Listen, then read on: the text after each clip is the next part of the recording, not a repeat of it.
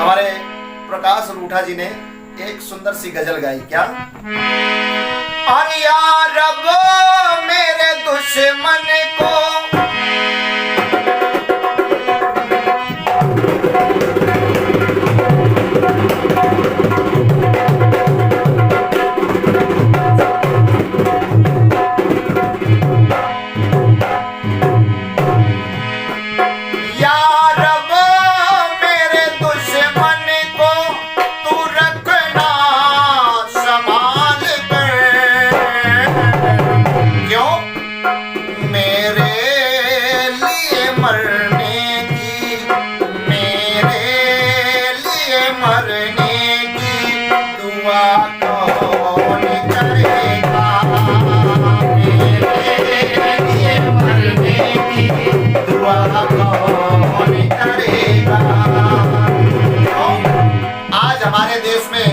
हमारे समाज में कितनी कुरीतियां फैल रही हैं। कैसे? हैवानियत का खेल अगर खत्म न होगा, ओ हैवानियत का खेल अगर खत्म न होगा, ओ बेटी को बना दुल्हन, बेटी को बना दुल्हन, पिता कौन करेगा? बेटी को बना दुल्हन, पिता कौन करेगा? बेटी को बना दुल्हन, पिता कौन करेगा?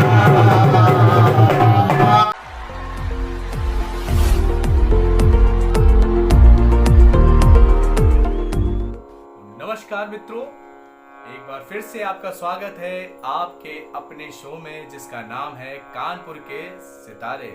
जी हाँ दोस्तों, वैसे तो आपने अभी तक इस शो में जागरण के कलाकारों को सुना, ऑर्केस्ट्रा से रिलेटेड कलाकारों को सुना, और आज हम उस विधा से हटकर कुछ आगे बढ़ रहे हैं और आज हमारे बीच बहुत ही सुंदर जवाबी के कलाकार उपस्थित हैं और बस कुछ ही देर में हम आपको उनसे परिचय कराएंगे, जिनका नाम है आत्मा शहीदों की।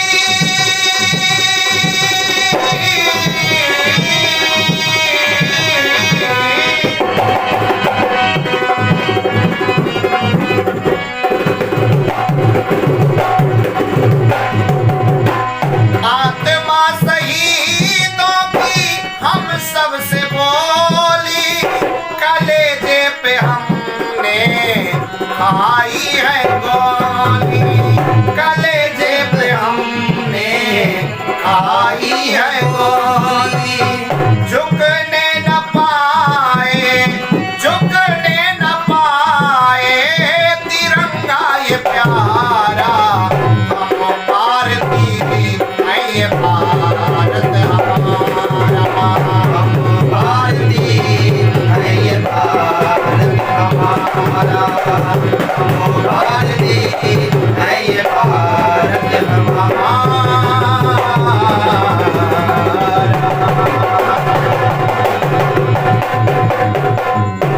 नमस्कार मित्रों, मैं ब्रजेश तिवारी।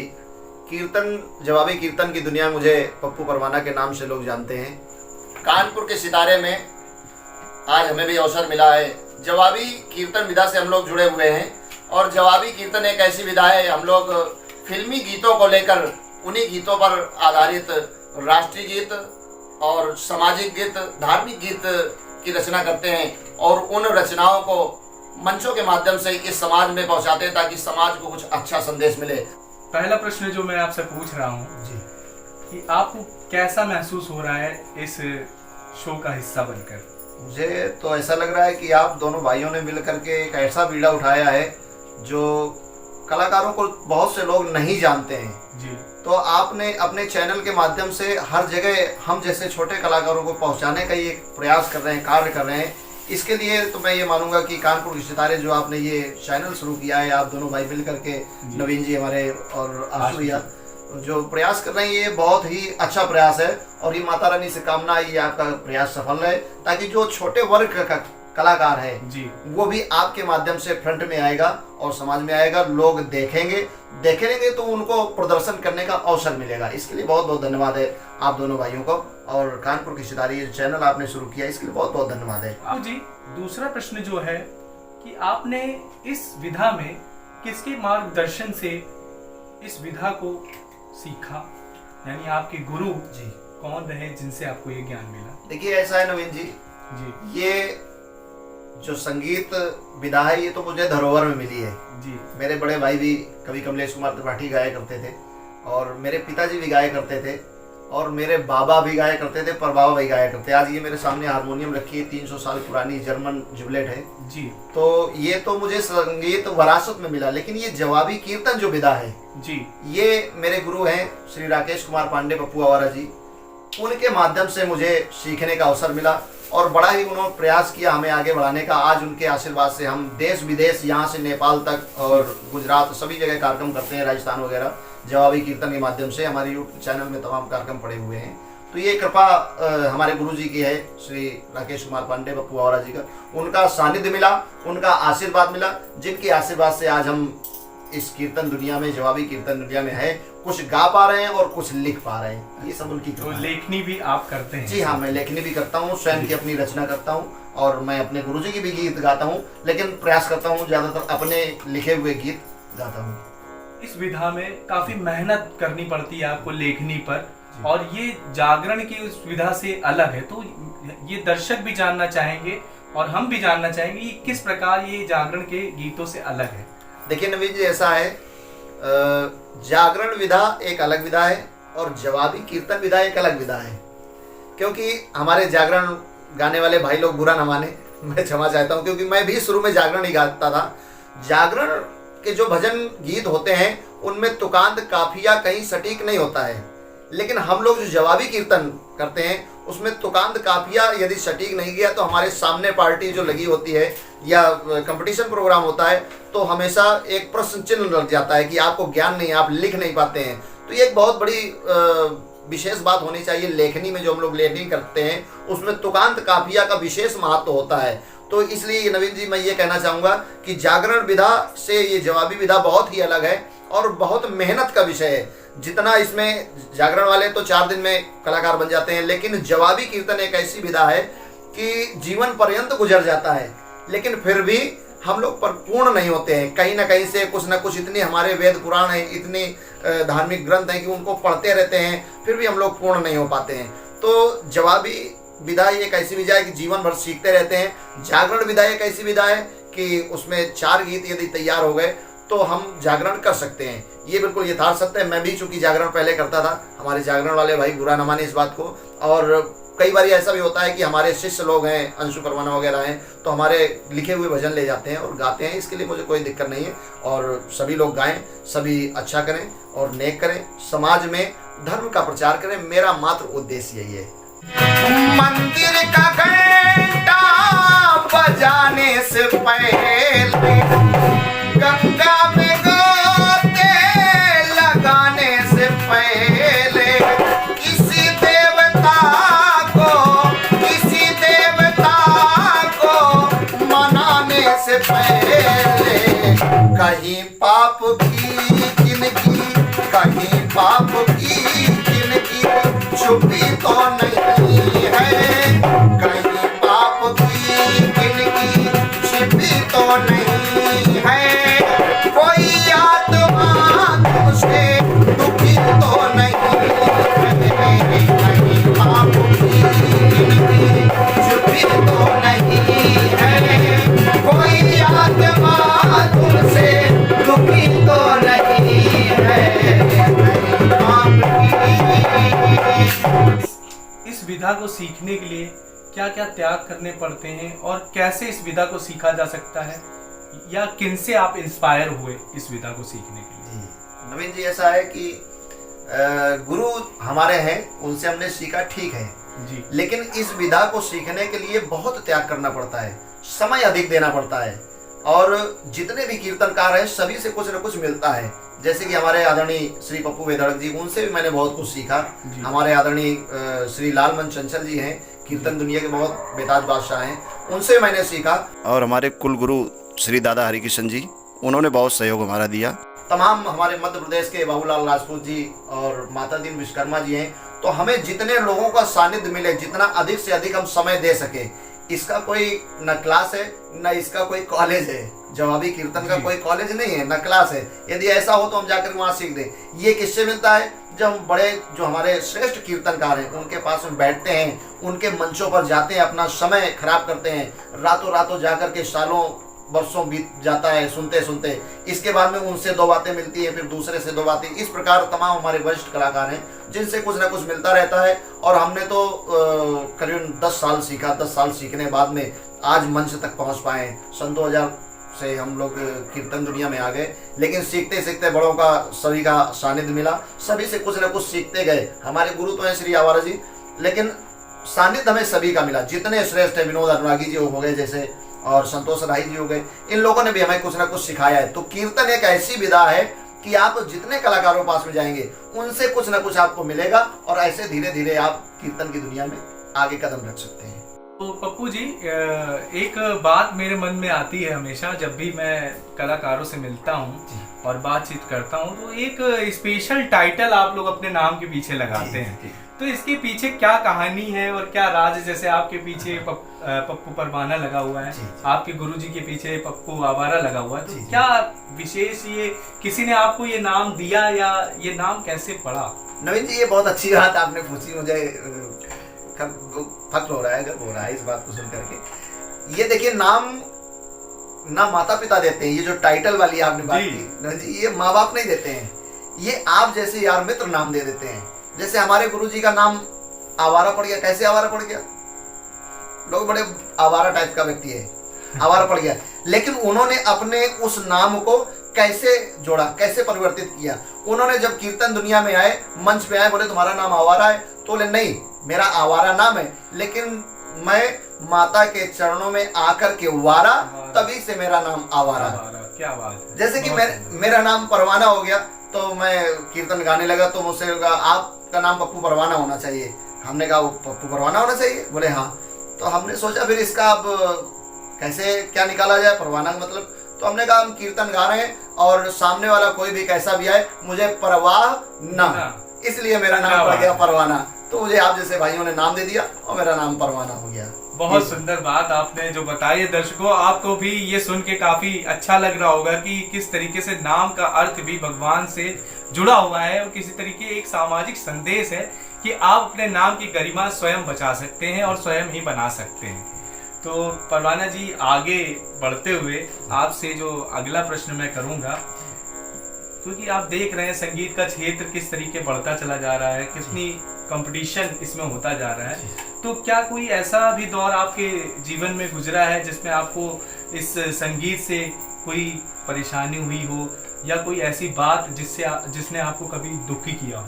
हाँ रमेश जी, कभी कभी ऐसा लगता है कि यदि हम संगीत की दुनिया में आ गए हैं तो कहीं ना कहीं से मैंने गलती की है। क्योंकि वो एक समय अलग था, वो एक दौर अलग था जब कलाकारों में आपस में बड़ा स्नेह प्रेम होता था। यदि मेरे पास में कोई कमी है तो कलाकार वर्ग मिल करके सपोर्ट करता था एक दूसरे का। आज ऐसा नहीं है, बड़ा बदलाव हो गया है।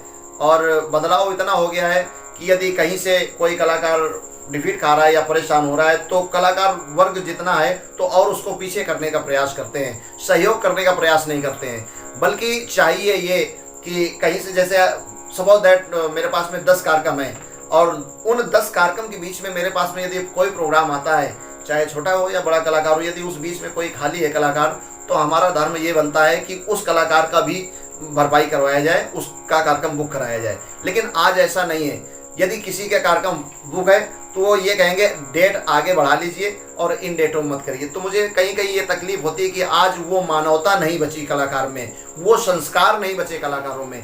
मैं बस इस बात का थोड़ा तकलीफ होता है। लेकिन ठीक है, ये संगीत है, ये एक साधना है, ये एक पूजा है। बस उसी बात को देख करके मैं इस विधा में जुड़ा हुआ हूँ। बाकी मुझे और किसी से कोई लेना देना नहीं है। और यदि किसी कलाकार भाई को ये मेरी बात बुरी लगे तो मैं क्षमा चाहता हूँ, ऐसे कुछ नहीं है। लेकिन मैं ये चाहता हूँ जहाँ तक भी ये संदेश जा रहा है, जिन कलाकारों के पास में जा रहा है, तो हमारा आपका धर्म ये बनता है कि यदि कोई व्यक्ति मेहनत कर रहा है, समय दे रहा है, तो तो पेट उसका भी है, बच्चे उसके भी हैं। कहीं से हमने किसी का कार्यक्रम यदि काट दिया और यदि किसी के दिल को दुखाया तो कहीं ऐसा ना हो उसकी आह हमको आगे चल करके परेशान कर दे। तो मित्रों, मेरे प्यारे भाइयों, मेरे प्यारे दोस्तों, जितने भी कलाकार हैं, सभी से निवेदन है आप ऐसा कभी ना करें।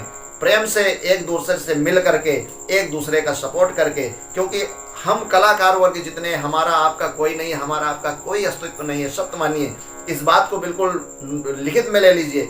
हाँ, कलाकार वर्ग का कोई अस्तित्व नहीं है। लेकिन मेरे प्यारे भाइयों, यदि हम सारे कलाकार एक हो जाएंगे और एक मिलकर के कानपुर के सितारे जैसे चैनल में मिलकर के यदि हम ये सर्वसम्मत से मिलकर काम करेंगे तो हो सकता है कि कभी हम कलाकारों को परेशानी नहीं होगी। मुझे नवीन जी कभी कभी ये तकलीफ होती है, कभी लोग कलाकार ऐसा करते हैं, कुछ ऐसी बातें आ जाती हैं सामने कि तकलीफ होती है। पहले कलाकारों में बड़ा स्नेह प्रेम होता था, हम लोग कंपटीशन प्रोग्राम करते हैं, हमारे बड़े बुजुर्ग बताते हैं, तो जवाबी कीर्तन होता था, मंच में लड़ाई होती थी सब कुछ, लेकिन नीचे जाकर के एक दूसरे का बड़ा सम्मान करते थे, द्वेष भावना नहीं रखते थे। आज तो द्वेष भावना होने लगी।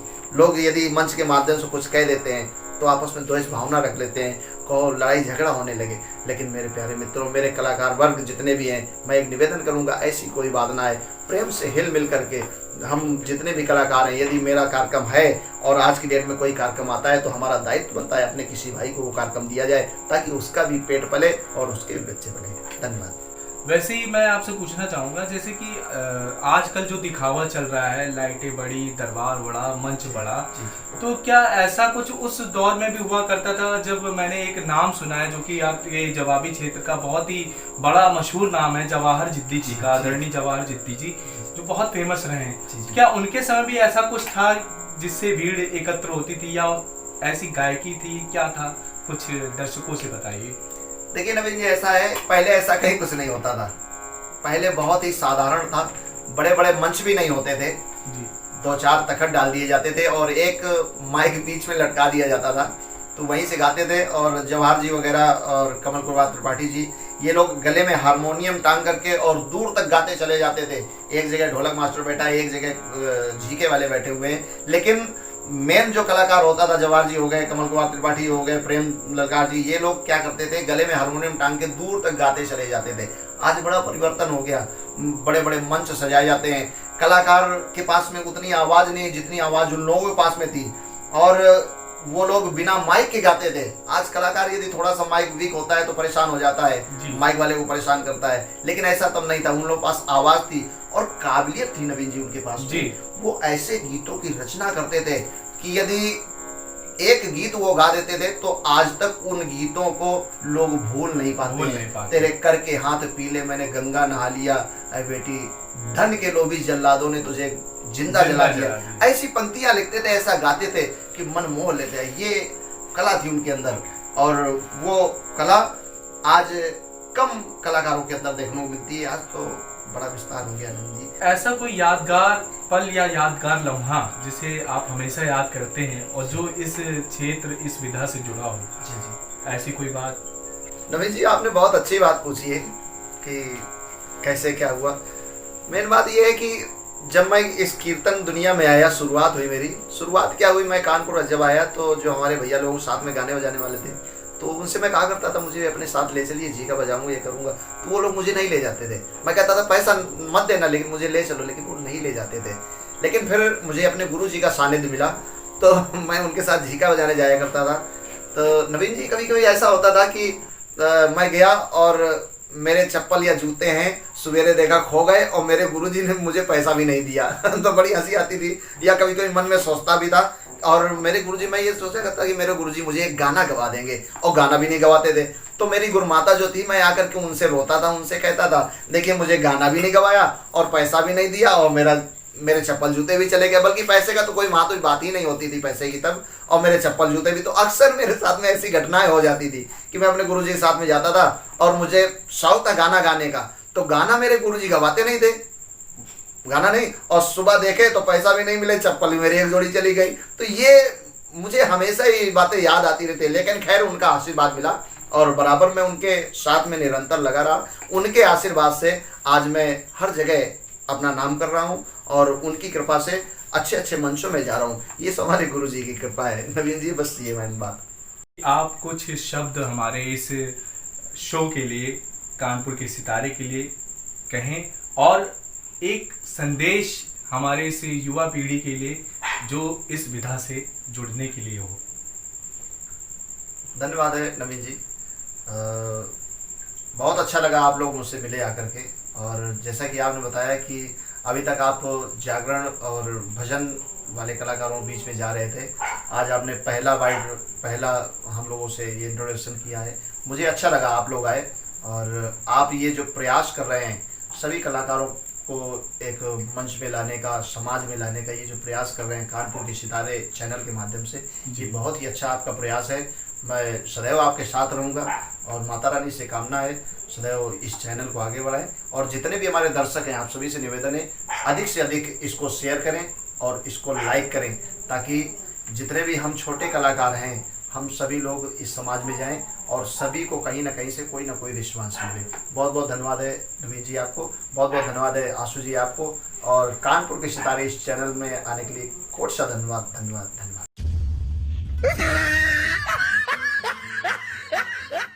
अरे भैया कहाँ जा रहे हो? अभी तो राज की बात सुनते जाओ।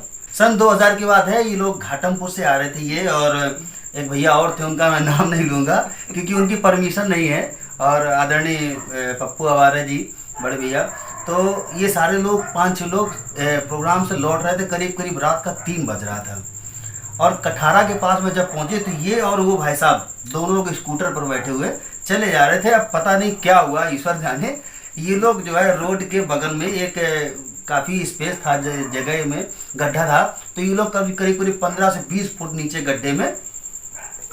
उसके बाद में जो पप्पू आवारा जी हैं इनके गुरुवर, तो आदरणीय भैया, वो जो है इनको ढूंढते घूमे कि ये कहाँ गए, और जो इनके साथ में थे उनको भी ढूंढ रहे थे कहाँ गए। अब बड़ा मुश्किल हो गया, काफ़ी 1 किलोमीटर आगे हो गया, 1 किलोमीटर पीछे हुआ है, ना ये दिखाई पड़े ना इनकी गाड़ी दिखे। अब समस्या ये होगी, करें तो क्या करें। फिर पता नहीं अचानक उनकी नज़र पड़ी तो देखा 15-20 फुट नीचे गड्ढे में ये लेटे हैं, बगल में इनका स्कूटर भी इनके ऊपर लेटा हुआ है। तो बड़ी समस्या हो गई।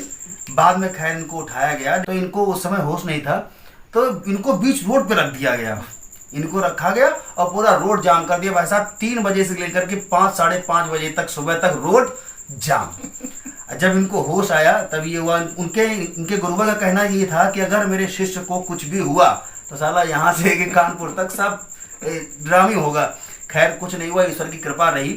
अपने मन की बात तो इन्होंने की, लेकिन सच्चाई ये राज की बात नहीं बताई, और ये बात इन्होंने किसी को नहीं बताई। हालांकि सही सलामत रहे, सब कुछ अच्छा हुआ, कोई दिक्कत नहीं हुई। तो मेरी बात विराम हुई, और मैं निवेदन करना चाहूँगा समस्त कलाकारों से। अभी बहुत सारे लोग ऐसे हैं जो अभी परफॉर्म नहीं कर रहे हैं, कहीं ना कहीं हमसे संपर्क नहीं कर रहे हैं। हमारी बहनें तो बिल्कुल आगे आ ही नहीं रही हैं, तो उनसे भी निवेदन है हमारा कि ये कलाकार का एक मंच है जिसमें सारे कानपुर के कलाकार, मैं किसी बाहरी कलाकार को कोई सहमति नहीं दे रहा हूँ और ना ही ऐड कर रहा हूँ। ये channel only for Kanpur artist जितने भी हैं उनके लिए बना है, वो चाहे जिस क्षेत्र का हो। आज हम और नवीन जी दोनों एक जागरण विधा से अलग दूसरी जवाबी विधा के जो पारंगत कलाकार हैं, पप्पू परवाना जी, इनका इंटरव्यू हमने लिया है। और मैं जवाबी कीर्तन से जुड़े हुए जितनी भी हमारी बहनें हैं और हमारे भाई लोग, सबसे निवेदन करना चाहूँगा कि आप लोग हमसे संपर्क कर सकते हैं। आप सभी लोग इनका इंटरव्यू देखें और इनको ढेर सारा प्यार दें। धन्यवाद।